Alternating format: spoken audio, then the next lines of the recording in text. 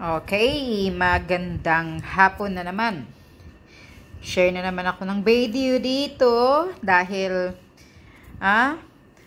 ito sila ni Ka-Eric at Ka-Badoy. Ka-Badoy. Dr. Badoy at si Ka-Eric din nagtataka bakit tahimik na ang investigasyon ni Senator Raffy Tulfo sa PCSO. Senator Raffy, ano nang nangyayari? Bakit hindi na nagpapatuloy yung investigasyon mo? Kay Mel Robles, di ba noon ang ingay-ingay mo? Nung una mong investigasyon, yung part 1 mo, di ba? Sinabi mo na gagamitin ko ang aking mga source or mga NBI or mag-hire pa ako ng private investigator para lang malalaman ang katotohanan sa PCSO, sa mga korupsyong nangyayari, sa mga anomalya sa PCSO. Di ba sabi mo, dalhin mo sa legislative yung yung hearing? Kayong dalawa ni Coco Pimentel, anong nangyayari? Senator Raffy, tanungin kita, bakit tahimik ka na ngayon? Naghihintay ang mga taong bayan sa tuloy-tuloy mong investigasyon sa PCSO kay Mel Robles.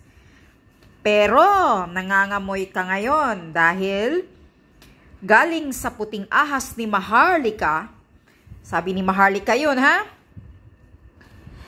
pagkatapos daw ng investigasyon ni Raffy Tulfo kay Mel Robles, nung part 1 niya na talagang ginisa niya ng todo si Mel Robles about sa doon sa nananalo na ini-edit pa yung babae, piki, or ano-ano pa yung mga pinagsasabi niyang maanghang doon sa Senado. Ayon sa information ni Maharlika, after daw doon, tumawag daw si Lisa Smugs na para daw inaareglo si Senator Raffy Tulfo. 1 billion daw ang kay Raffy Tulfo at 400 million ang kang Coco Pimentel. Yan ay galing sa puting ahas ni Maharlika. Yun daw ang sabi. Sabi ni Maharlika yan. Galing sa informer niya. Kaya ngayon, hindi naman talaga ako na 100% na naniniwala dyan, Raffy Tulfo, sa settlement ninyo. Kaso, naghihintay pa rin kami. Ano ang nangyayari? Bakit tahimik ka na ngayon? Hindi na natutuloy-tuloy yung investigasyon mo kay Mel Robles. Ano na? Magkano na ang korupsyon? Sino na ang mga kurakot sa loob? Ilabas mo na, Raffy Tulfo, at kasuhan nyo na. Pakinggan nyo itong pasabog din nila ni Badoy dito. Mahiya ka naman, no?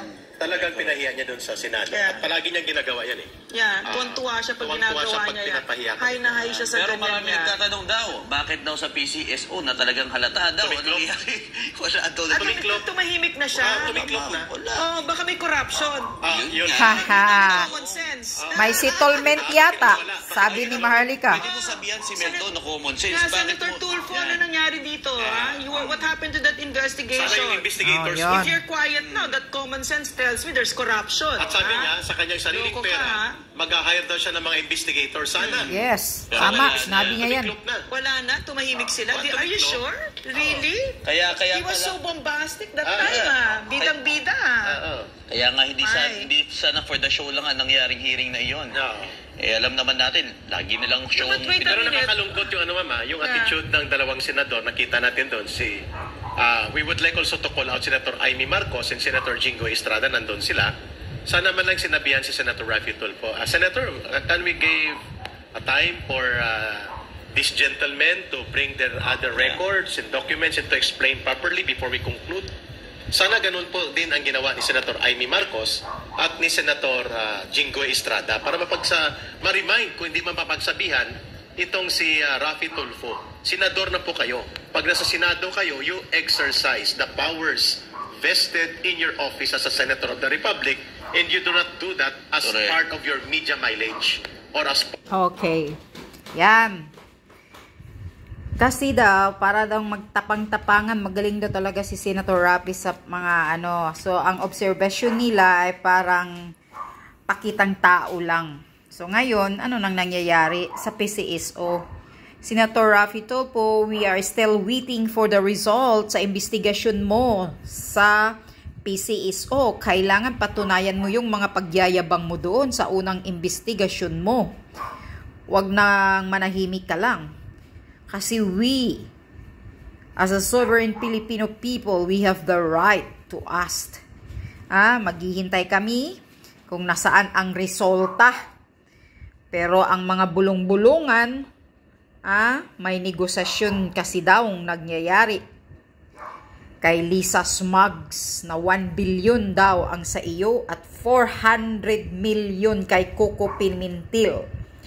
Para hindi na raw magpapatuloy ang investigasyon. Totoo ba yan, Senator Raffy? Galing yan sa puting ahas ni Maharlika. We will find out and wait for it. Okay, bye-bye! Tuloy mo, Senator Raffy, ang investigasyon sa PCSO. Huwag ka nang manahimik dyan. We are still waiting. Okay?